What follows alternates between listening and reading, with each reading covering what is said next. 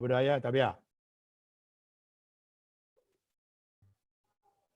Ya. Teman-teman wartawan yang saya hormati, ya.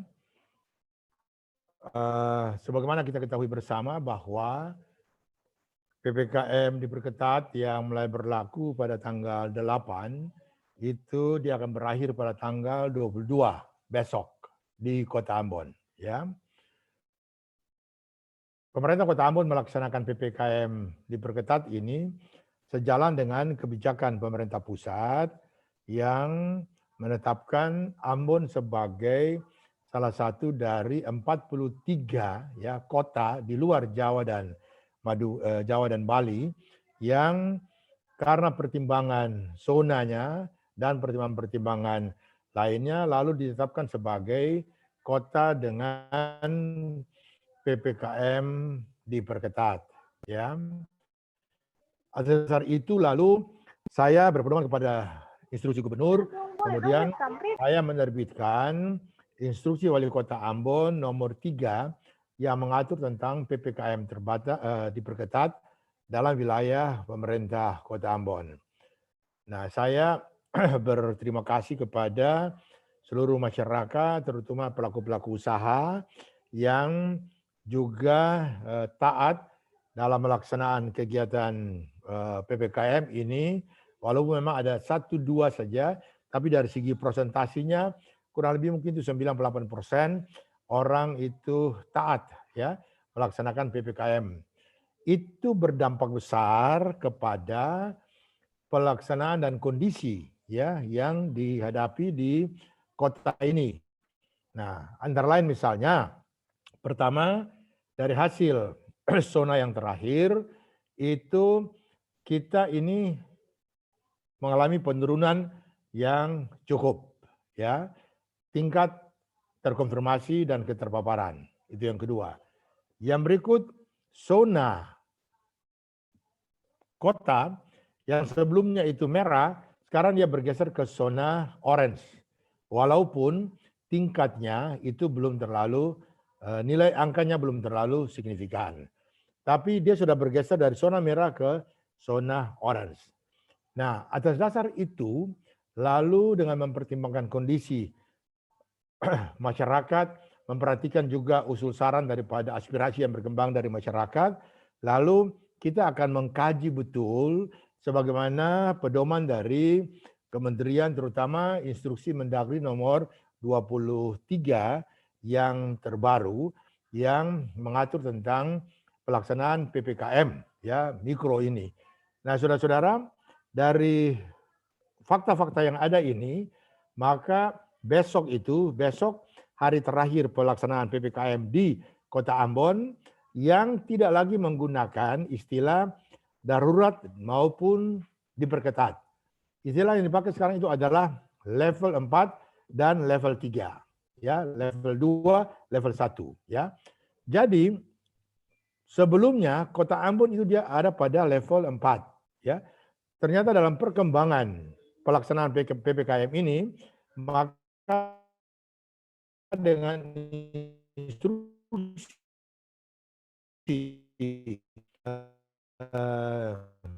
Menteri Dalam Negeri nomor dari fakta-fakta yang ada, itu pertama kita ini akan tetap melaksanakan ya si perpanjangan PPKM ini sampai dengan tanggal 25. Sampai dengan tanggal 25 ya. Tanggal 26 dari fakta-fakta yang ada kita akan ya,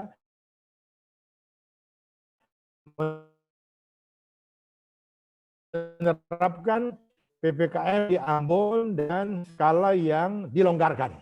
Ya, itu bisa kita tambahkan sampai dengan jam 9 malam.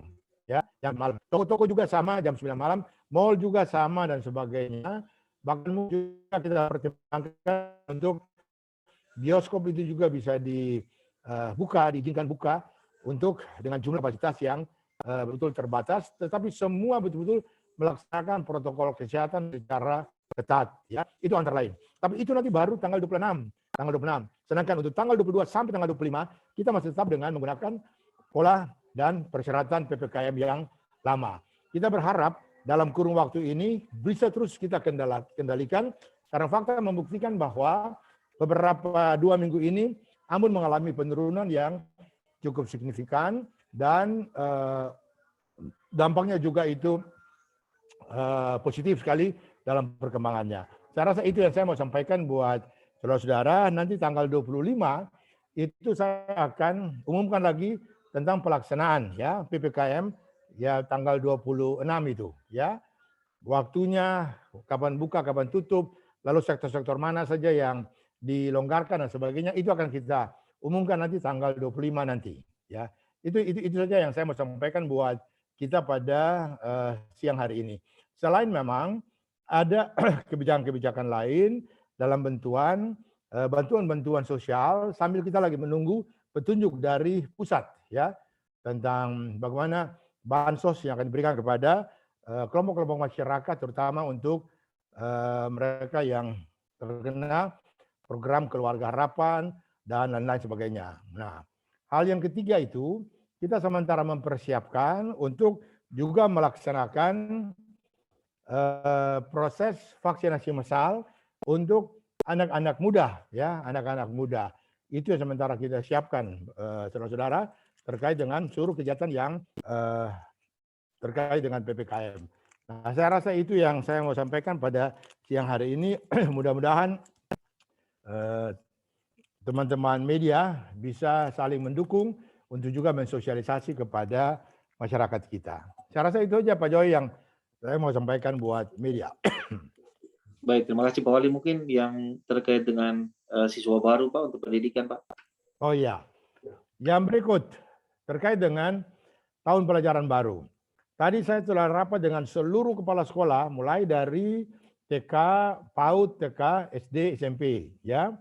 Mempertimbangkan kondisi yang terjadi akhir-akhir ini, terutama dampak daripada PPKM dan kondisi kesulitan ekonomi masyarakat, maka semua sekolah telah saya instruksikan untuk meninjau kembali biaya-biaya uang masuk ya di sekolah secara realistis berdasarkan realita yang ada.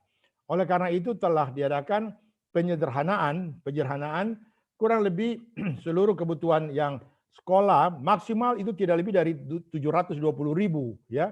720.000 untuk yang SMP, sedangkan yang untuk yang pakaian tangan pendek, yang tangan panjang rok itu buat yang muslim itu kurang lebih 940.000 ya, itu antara lain begitu. Kemudian ketentuannya bisa kalau yang mampu dia bisa membayar secara langsung, tapi kalau yang tidak mampu dia bisa membayar paling tidak 5 kali. 5 kali ya dalam proses pembayaran itu. Tapi kalau yang sama sekali nggak mampu sekali karena kondisi, bisa juga dia cicil sampai dengan 1 tahun pendidikan itu. Itu kebijakan yang sudah kita tempuh supaya orang tua juga jangan terlalu dibebankan dengan biaya-biaya ini. Sekarang kan masih dengan sekolah online, jadi belum perlu itu seragam-seragam yang banyak-banyak. Ada seragam sekolah, ada seragam pramuka, ada seragam olahraga, ada batik. Enggak. Cukup yang diprioritaskan saja yaitu soal seragam dan seragam sekolah dan kebutuhan-kebutuhan yang sangat-sangat amat mendesak untuk itu. Saya melihat kemarin itu dalam catatan yang disampaikan ada sekolah yang sampai dengan 1.350.000 ya. Nah, kita pangkas semua jadi itu maksimal itu 720.000 rupiah ya. Dan yang untuk pakaian yang siswa muslim itu kurang lebih 900.000 sekian. Ya, itu yang antara kebijakan yang sudah ditempuh oleh pemerintah kota dan seluruh sekolah-sekolah SD, SMP maupun SMA. Termasuk juga dengan uang pangkal. Uang pangkal itu juga dari 30.000 sampai dengan 150.000 kalau saya nggak salah begitu ya. Itu antara lain yang dimintakan dari tiap-tiap yayasan untuk beradaptasi dengan kebijakan itu. Ada yang mau tanya teman-teman? Baik, terima kasih Pak Wali. Teman-teman pers yang mau bertanya dipersilakan raise hand. Ya, Hersi dipersilakan untuk videonya diaktifkan. Videonya, kamera diaktifkan. Oke, silakan unmute.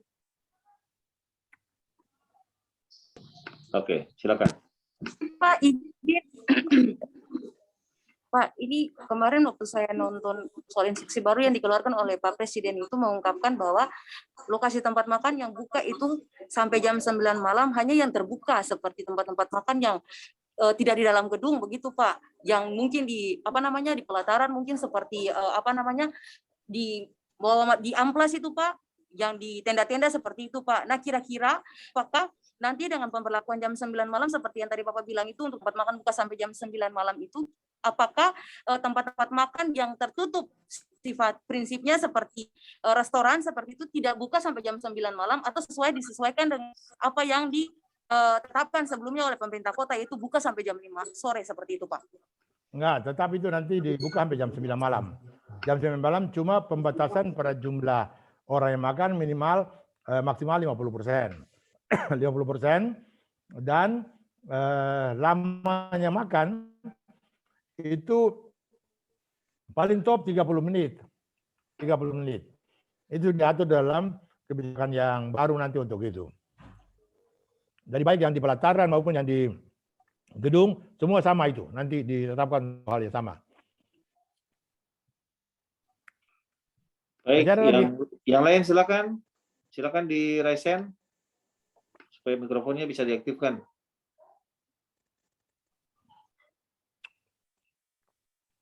Yang mau bertanya silakan raise hand.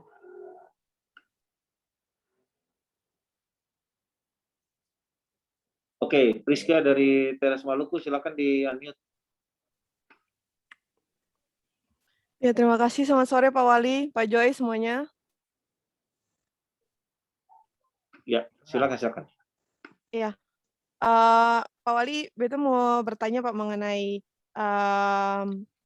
untuk vaksinasi anak-anak muda, itu boleh tahu nanti prosedur yang dijalankan seperti apa, lalu anak muda yang bagaimana? Mungkin ada prosedur khusus karena beta baru dapat kabar kalau ada pemberitahuan untuk sekolah-sekolah. Jadi mahasiswa yang usia 12 sampai 17 tahun itu ingin dimintai data begitu. Apakah mereka juga itu maksudnya untuk vaksinasi tersebut? Lalu yang berikut, terakhir yang beta baca di WHO bahwa ada ketentuan memang tidak boleh dipaksa. Nah, bagaimana kalau memang tidak mau? Apakah memang kondisi-kondisi ini yang katong tahu bahwa ada mungkin orang yang seperti dipersulit atau dihadapkan dengan mau saya harus vaksin begitu, sedangkan dia sendiri punya kebebasan dan itu sudah disebut di WHO. Itu maksudnya biar diperjelas karena dari informasi seperti itu. Kemudian yang berikut adalah mengenai level-level di PPKM ini. Ini kan mungkin Pak Wali bisa sedikit menjelaskan detail mengenai level ini karena masyarakat juga pasti sudah kayak ini semua ganti nama saja begitu. Lalu apa bedanya? Perketat, perlonggar seperti apa? Atau juga terasa sama? Nah itu beta merangkum dari apa yang beta dapat dari masyarakat. Ya itu aja Pak Wali, mohon diperjelas. Terima kasih. Ya. Baik.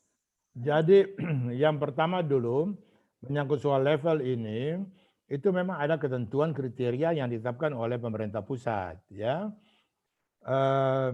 Jadi kenapa sampai ganti nama ini?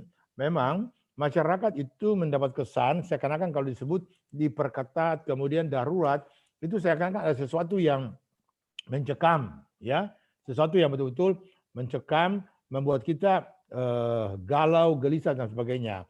Oleh karena itu dalam instruksi yang baru ditetapkan itu yang namanya itu cuma level 1, 2, 3, 4. Level yang paling gawat itu harus level 4, ya. Nah, kita bersyukur bahwa kita sudah berada pada level 3, ya, level 3. Nanti bisa saudara berakses untuk lihat level 3 itu syarat-syaratnya apa saja. Nah, itu ada pada instruksi Mendagri nomor 23, ya. Itu non.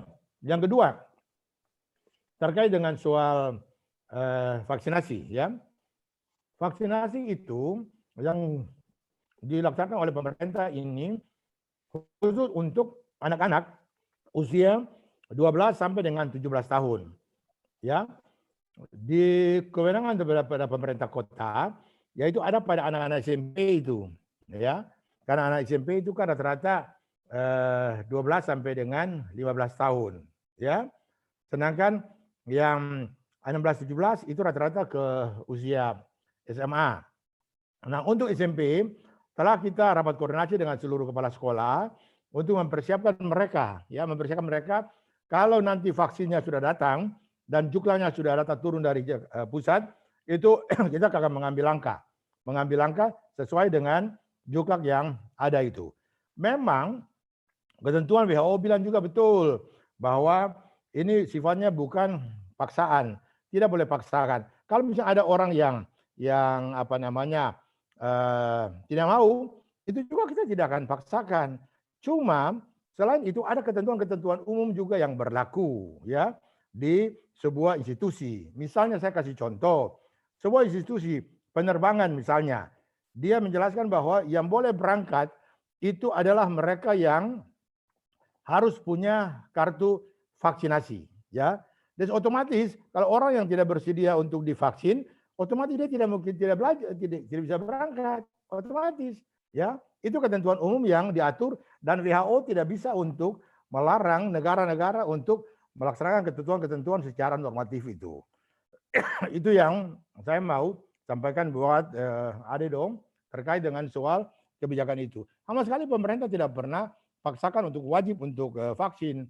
Cuma ada aturan-aturan tertentu ya yang dikeluarkan oleh institusi untuk itu. Nah, itu yang saya kasih contoh misalnya untuk itu, ya. Oke, yang lain? Baik, silakan yang lain boleh resen. Kalau yang ada berarti ketemu close.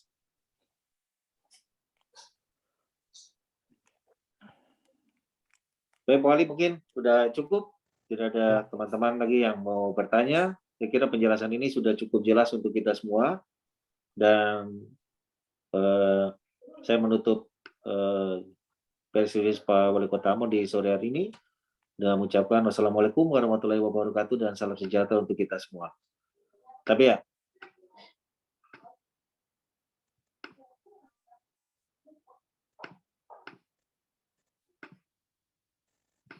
Selamat sore untuk kita semua.